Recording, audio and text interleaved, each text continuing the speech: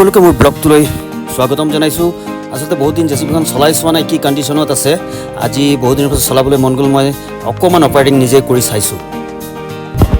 মোৰ আগৰ ভিডিঅ'বিলাকত নিশ্চয় আপোনালোকে পাইছে সুৰেন আমাৰ পুৰণি অপাৰেটৰ, আৰু গাড়ীখন ইমান সুন্দৰকৈ থয়। গাড়ীখন চলাই ষ্টাৰিঙত বহিয়ে ভাল লাগিছে, অপাৰেটিং কৰিও খুব ভাল লাগিছে। গোটেই জেচিবিখনৰ প্ৰত্যেকটো পাৰ্টছৰ নাম তন্নকৈ সুৰেনে ক'ব পাৰে। ইয়াৰ উপৰিও অসমৰ কিমান ঠাইত জেচিবিৰ যে ডিলাৰশ্বিপ আছে বা কেইটা ডেলিভাৰী পইণ্ট আছে সকলো সুৰেনে জানে।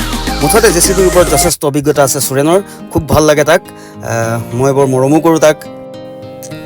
আজিৰ দিনত কণ মইনাহঁতে জেচিবি ইমানেই ভাল পায়, কিয় ভাল পায় নাজানো, কিন্তু এই শক্তিশালী যন্ত্ৰটোত JCB যে লিখা থাকে, ইয়াৰ সম্পূৰ্ণ অৰ্থটো আপোনালোকে কোনোবাই জানেনে? J Joseph, C Cyril, B বমফোৰ্ড, JCB। ব্ৰিটেইনত আৱিষ্কাৰ হোৱা এই জেচিবিৰ মুখ্য কাৰ্যালয় এতিয়াও ইংলেণ্ডত আছে। ইংলেণ্ডত যদিও মুখ্য কাৰ্যালয় আছে, ভাৰতৰ পৰাহে বিদেশলৈ আজিৰ তাৰিখত সৰ্বাধিক জেচিবি ৰপ্তানি কৰা হয় বুলি জানিব পৰা যায়। যদিও 1923 চনৰ সময়ছোৱাতে জেচিবিৰ আৱিষ্কাৰ হৈছিল, কিন্তু তেতিয়াৰ দিনত এই গাড়ীখনত বা এই যন্ত্ৰত কোনো ধৰণৰ লগো, জেচিবি লিখা লগোটো ব্যৱহাৰ কৰা নাছিল। 1953ৰ পৰাহে জেচিবিৰ লগোটো এই যন্ত্ৰত ব্যৱহাৰ কৰা হৈছিল। 1979 চন, আৰু তেতিয়াই ভাৰতত প্ৰথমবাৰ জেচিবি নিৰ্মাণ কৰা হৈছিল।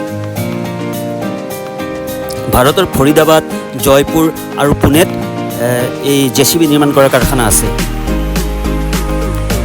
আচলতে আজি দিনটো সুৰেনৰ ওচৰত থাকিলোঁ। সুৰেনৰ যি অভিজ্ঞতা, সেই অভিজ্ঞতাখিনি মোক জনালে। সঁচাই মানিছোঁ মই সুৰেনক, যথেষ্ট জানে, জেচিবিৰ ওপৰত যথেষ্ট জ্ঞান আছে। ভাল লাগিল, খুবেই ভাল লাগিল।